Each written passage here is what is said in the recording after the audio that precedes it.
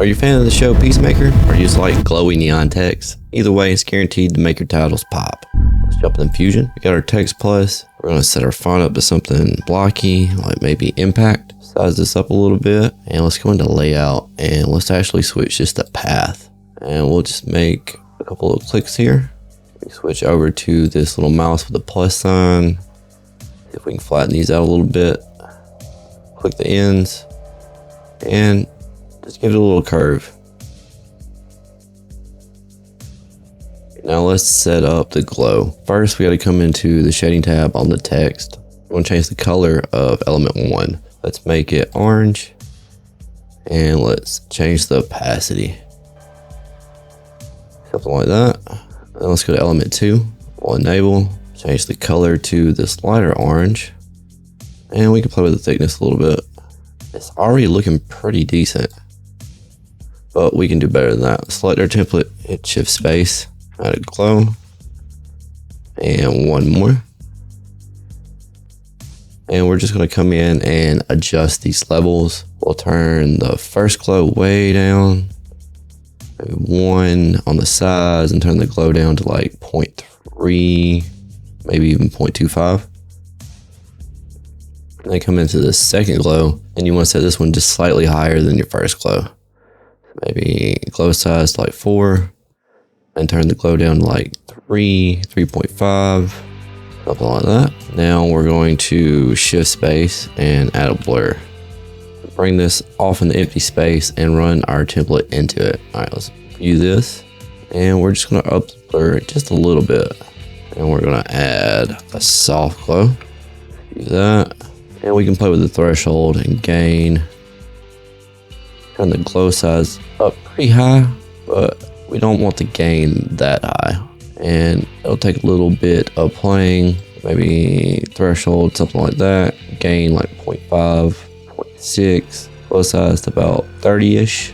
And now we're going to take the output of our glow and merge it back over our main node tree. View the media out.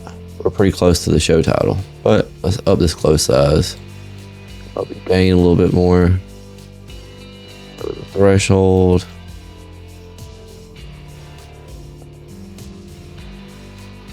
There we go. And now it's really like it's emitting light. If you want more see-through on the text, come back into your template, go to element 1, and just lower the opacity.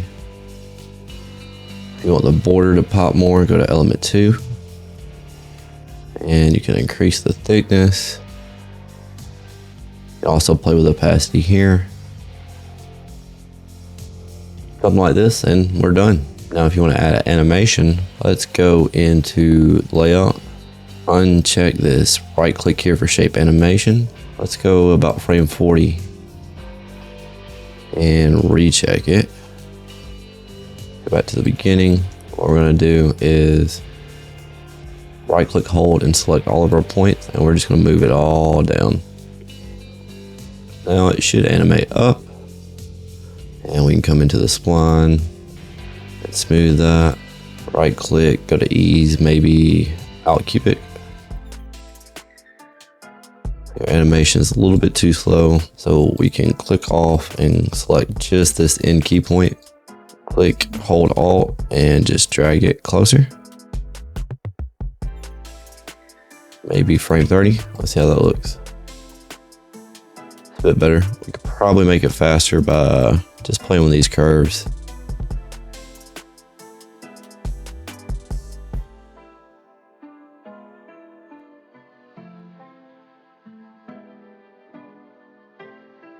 And then we could even go to the beginning of this animation and change the way our text is shaped. So we can drag this down and make it the opposite of how it ends. Something like that. See what we got. Good. If you want to add even a little bit extra to it, we can go into the text box, right click, hit follower, modifiers, go to transform. Let's go to frame 35, set a keyframe. Go back to the beginning, go back to our follower, and just drag it down a little bit. Our timing, make it something like 0.6. Let's see what that looks like. We can exaggerate it even more, and let's make the order inside out. And of course we come into our spline, get rid of the path, make sure we got the follower selected, zoom the fit, select all, and let's go out back. Cubic, should make it pop pretty good. We can exaggerate that a little bit more. Still want it kind of natural looking. And we can even go into transform and play with the Z offset. We want the Z offset to end on frame 40. Hit a keyframe. Actually probably make it a little bit bigger just by dragging it down. And go back to the beginning. Make it smaller. And now there's almost a 3D effect to it. Let's smooth that out.